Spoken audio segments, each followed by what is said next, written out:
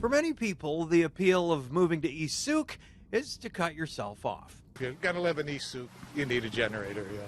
There's a convenience price to pay for those views, these giant trees, and life outside the city. Some people do move out here and then realize that, yeah, it's only an hour or so from town, but if the tree falls across the road, you're not going anywhere, you know. Don Thomas had to shake off a 4-day power outage. His came on this morning after the bottom cyclone rolled over East Sooke. Trinita Waller lives on Timberdoodle Road. Hers is among the last homes to be back on the grid. This was particularly bad.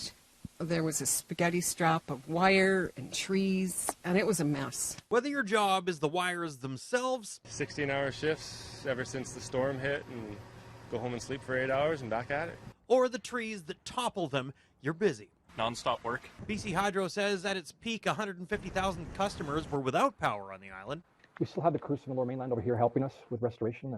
We have between 80 and 90 crews doing work across the island. We're still dealing with outages from Tuesday night, so we need all the crews we can. Those efforts have reduced it now to just pocket outages. But don't look now, because another storm's on the way. I hope not. We don't want to hear that.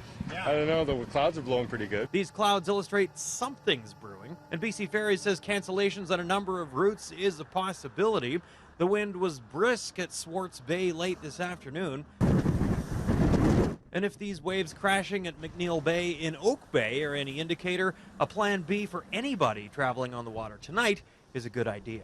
And for these guys, the work goes on, and don't think people don't notice. They've been busting it now for day and night. People in East Sooke are an appreciative bunch to the ones getting the lights back on.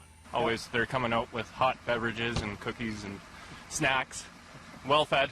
As of late this afternoon, there were still 101 customers without power in East Sooke, but hydro crews are still at it and hope for no toppled trees tonight, because life off the grid with power is the goal out here.